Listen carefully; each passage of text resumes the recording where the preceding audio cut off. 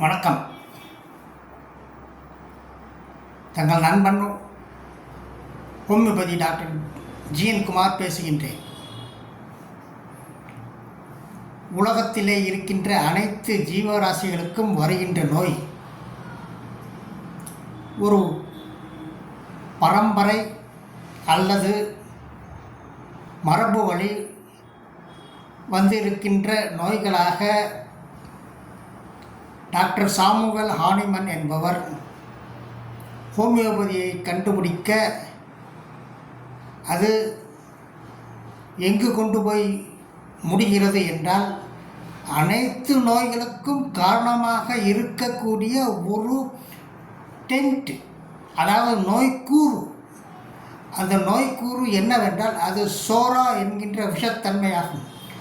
அனைத்து வியாதிகளுக்கும் மூல காரணமாக இருக்கக்கூடிய ஒரு நோய்க்கூறு சோரா என்ற விஷக்கூறு. அந்த விஷக்கூறு ஒரு மனிதனுக்கு பிறக்கும் போதிலிருந்து தான் பிறப்பதற்கு முன்னாடி பரம்பரையிலிருந்தும் மரபு வழியிலிருந்தும் வந்து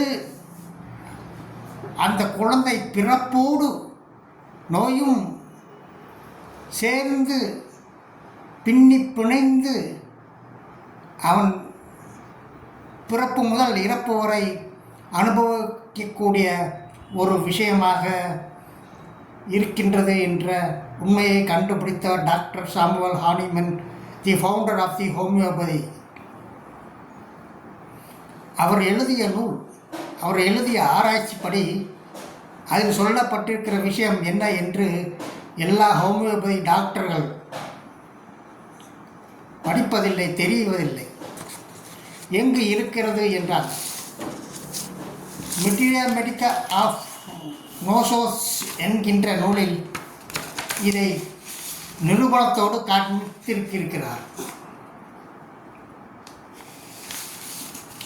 அதில் அனைத்து வியாதிகளுக்கும் காரணமாகக்கூடிய சோரா என்கின்ற விஷத்தன்மை, அந்த விஷத்தன்மையை நீக்கக்கூடிய ஒரு நோசோது.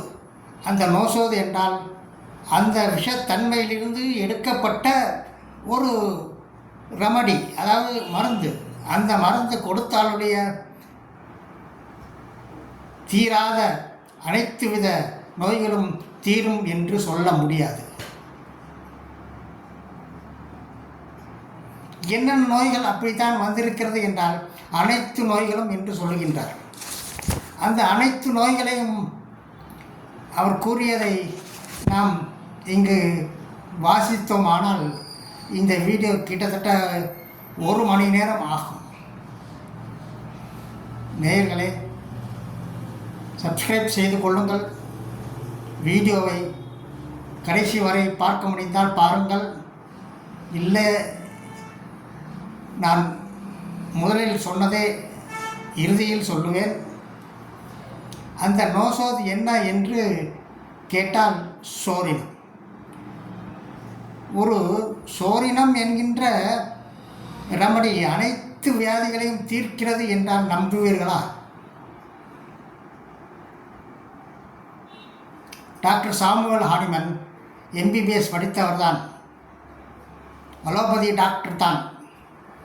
அவர் கண்டுபிடித்து ஆராய்ச்சி செய்து நோய் அற்றவர்களுக்கு அந்த நோய்களை கொடுத்து நோய்களை உண்டு பண்ணி அந்த நோய் என்னென்ன அறிகுறிகளை காண்பிக்கிறது என்று மெட்டீரியா மெடிக்காவில் எல்லோரும் எழுதி அதன்படி இருக்கின்ற அந்த சிம்டம்ஸ் என்று சொல்லக்கூடிய மெட்டீரியா மெடிக்கா, அந்த மெட்டீரியா மெடிக்காவில் இந்த நோய் கூறு இருந்தால் ஒழிய, அதாவது நோய் உண்டான அந்த நபர்கள் தான் அனுபவப்பட்டதை உயிர் சக்தியாலும் மனதாலும் உடலாலும் அனுபவப்பட்டதை எழுதி வைத்திருக்கின்ற அந்த நோய்க்குறிகள் இருந்தால் மட்டுமே, நோய்க்குறிகளுக்கு ஒத்தவாறு இருக்கின்ற மருந்தை தேர்ந்தெடுத்து கொடுத்தால் மட்டுமே நோய் தீரும் என்கின்ற ஒரு சயின்ஸ், அந்த சயின்ஸை ஹோமியோ சயின்ஸ் என்று சொல்லலாம். அதை நமக்கு கொடுத்தார் டாக்டர் சாமுவல் ஹானிமன். பிறகு என்ன, எல்லா நோயும் தீர்த்து கொள்ளலாமே என்றால் அந்த அளவுக்கு அறிவு உடையவர்கள் இங்கு யாரும் இல்லை என்று அவர் குறிப்பிட்டிருக்கின்றார். ஏனென்றால் நோய்க்குறிகளை ஒரு மனிதனிடத்திலிருந்து வாங்கி, அதாவது எந்த விதத்திலாவது தன் வாயாலோ நேரில் பார்த்தோ அக்கம் பக்கத்தில் இருப்பவர்கள் சொல்லி கேட்டோ அந்த நோயாளியின் குறிகளுக்கு ஒத்த சரியான நெருங்கிய தொடர்புடைய ஒரு ரெமடியை தேர்ந்தெடுத்து கொடுப்பது மிக மிக மிக மிக கடினம் என்று சொல்லுகிறார். ஆனால் என்னை பொறுத்தவரை என் வாழ்க்கையை அர்ப்பணித்து எல்லாவற்றையும் தியாகம் செய்து அந்த சாமுவேல் சொன்னதை முறியடிப்பதற்காக எந்த நோயாளி வந்தாலும் தனக்கு இருக்கக்கூடிய அனைத்து வித நோய்க்குறிகளையும் அவரிடமிருந்து பெற்று நான் சரியான ஒத்த நெருங்கிய தொடர்புடைய ஒரு தீர்வு தரக்கூடிய ரெமடி கொடுத்து அவரை சரி செய்து விடுகின்றேன். எனக்கு அதை தவிர வேறு எந்த வித பணியும் கிடையாது.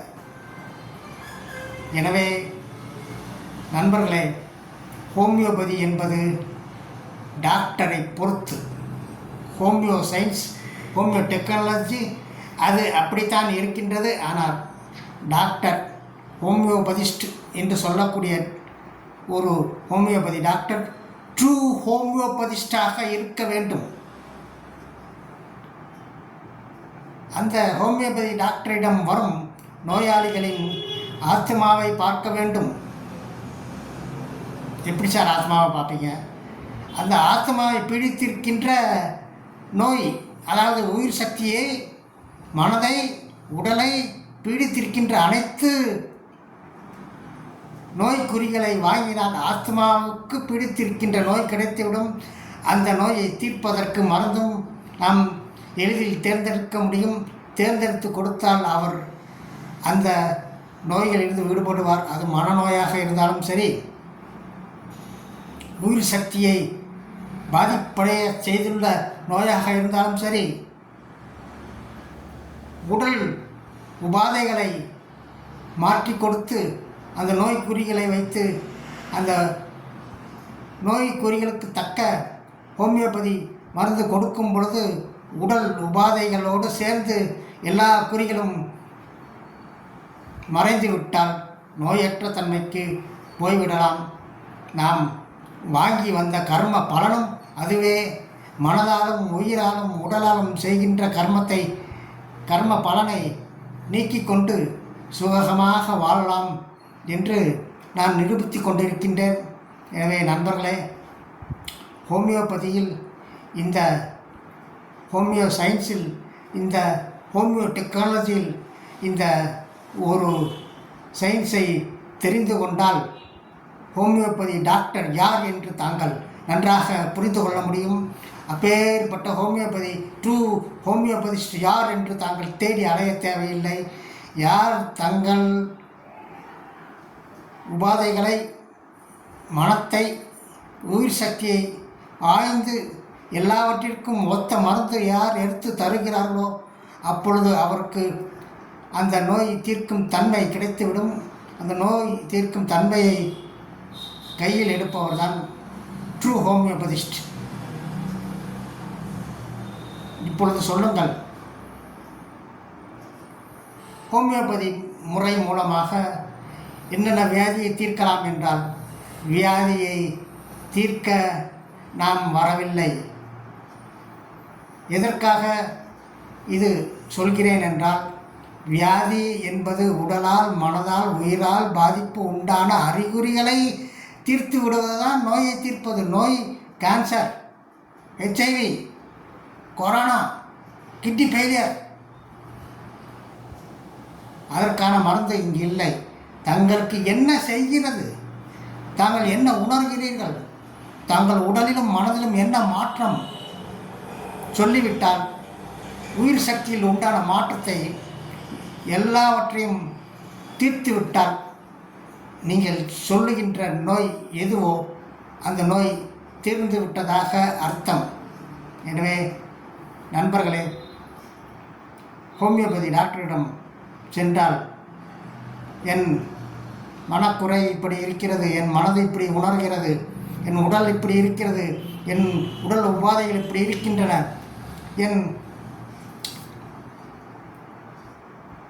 உள்ளத்தில் இருக்கின்ற அனைத்தையும் நான் சொல்லிவிடுகின்றேன், தாங்கள் நோய் தீர்த்து கொடுங்கள் என்று கேளுங்கள், தங்கள் நோய் தீர்ந்துவிடும்.